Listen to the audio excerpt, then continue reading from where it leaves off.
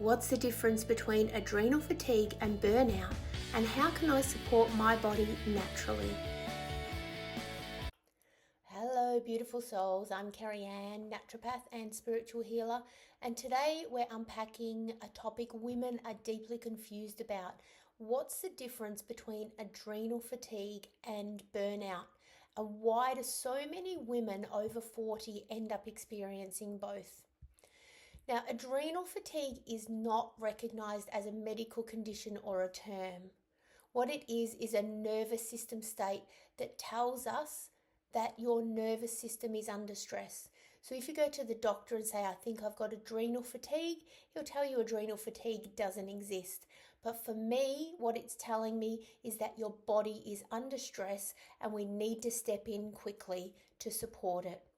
So it's a stage of HPA axis dysregulation where the communication between your brain and your adrenal glands becomes disrupted from that chronic stress. So where the adrenals once produced high cortisol under that chronic stress, they now struggle to produce cortisol as they are overworked from the chronic long-term stress, and they need a chance to rest and recover. You may experience symptoms like fatigue, feeling wired but tired, so wanting to go, but feeling that body exhaustion, sleep issues where you might go to sleep at night and your mind is racing and your body's exhausted, but you just can't switch off and go to sleep, or you're waking in the middle of the night like wide awake, pinging and not able to get back to sleep again. You may feel that you're experiencing severe overwhelm where your body and your physical and emotional self just cannot deal with everything that's going on. And you may be experiencing some salt cravings as well. Now, burnout is when your entire system shuts down. So once one thing is out of balance, then everything in the body tries to compensate for that imbalance and tries to bring your body back into homeostasis or balance. So when your adrenals are struggling, then everything else is struggling. So burnout is deeper. It's not just the adrenals. You'll feel it in your nervous system, immune system. It will affect your hormones, your digestion, and your cognitive or brain function. And it's just everything starting to collapse underneath that lifelong stress. And I often hear women in burnout say, I'm tired of being so tired all the time. So if you imagine that your body is under this stress increases this productivity. So this high cortisol state has you busy and doing so many things, but then your body becomes overloaded and then everything collapses. So it's this overload stage where we want to catch ourselves, but humans in general often ignore this overload stage because we're taught to push through. We need to be strong. We're weak or lazy if we stop and rest and do what our body's asking us to do. So this adrenal fatigue, this overload state, is our body telling us that it's time to slow down and rest before we go into that collapse and that burnout. Now, for women who are middle-aged, between 40 and 60 years, burnout happens faster, and that's because of our hormonal changes during perimenopause. It's also because of the emotional labor that we can be under at this time of our lives. We may have children, teenage children, grandchildren. We're working, we're trying to cook nutritious meals, we're shopping, we're paying the bills, we're saying yes to all our friends. We're trying to do all of this stuff, and the emotional labor increases that chronic stress and the pressure on our adrenal glands. We might have poor boundaries because we are nurturers and we are givers, and so sometimes we might find it difficult to say no to people because we always like to be there to help and support and nurture our family and friends. And it may also be that you're experiencing lack of support as well. So you're doing all the things by yourself, feeling under that extreme pressure as well.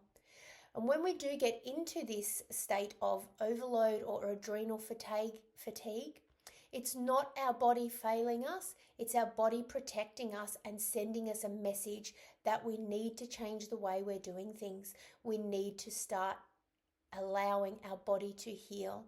And so to do that, we need to nourish ourselves regularly. And that doesn't mean just with nutritious foods, but also resting without feeling guilty, taking breaks, going on holidays, doing the things that you really love and really enjoy, and those things that are going to help you to relax, having regular massages, doing yoga or Pilates if that's your thing, just whatever it is that you're nourishing yourself. And as I said, we're busy, we're always doing stuff usually for everyone else, and we're forgetting about looking after ourselves.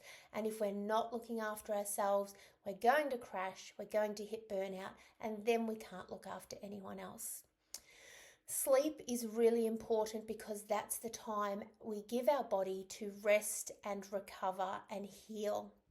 And so if you're going to bed late and you're getting up early and you're having a terrible sleep, your body's not getting that beautiful chance to heal itself. So setting yourself a beautiful bedtime routine to help slow down that cortisol, slow down your mind, is a really beautiful way to support and nourish yourself and allow your body to start to heal. Reducing stimulants, which is reaching for caffeine, especially in the morning on an empty stomach, because that's just going to affect those adrenals even more.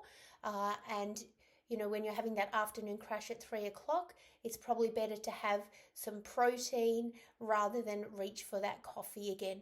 So if you're having these stimulants like caffeine, or you're trying to relax at night with alcohol, you're actually just increasing the pressure or the stress on your adrenal glands.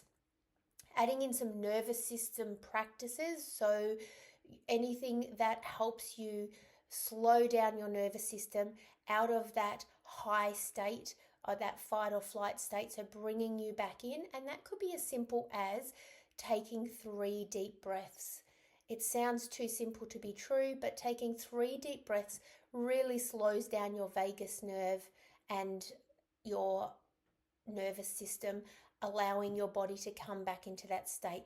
So if you're a person who's always busy, you start the morning off getting up, getting the kids ready for school, rushing out the door, heading to work, coming home, picking up the kids, going to after school activities, doing the shopping, doing whatever, all of these things, just adding in some deep breathing throughout the day helps to bring that nervous system back into place. And I often tell my clients who are busy that the best time to try and remember to do this is when you go to the toilet.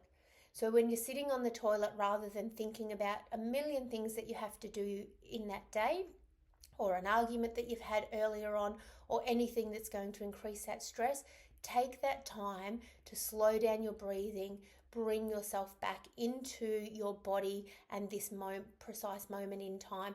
And even something as simple as that is going to help you support and nourish your body. And also getting root testing through a naturopath. So finding out what's going on, where are your cortisol levels sitting at, how's your immune system, your gut health, all of these things are going to help to support your body. So if you're feeling overwhelmed, flat, disconnected from yourself, just know that you're not alone. We're all feeling it. We've all been there, and it is reversible with a few small, simple changes that you can bring into your daily life. Now, if you're interested, you can click the link or head to my website to learn about my fatigue and burnout reset program. Or you can book a free discovery call and we can have a chat about how I can support you to bring your body back into balance. Thanks for listening. You can follow me over at www.earthgoddesshealing.com.au, where you can sign up to join my email community.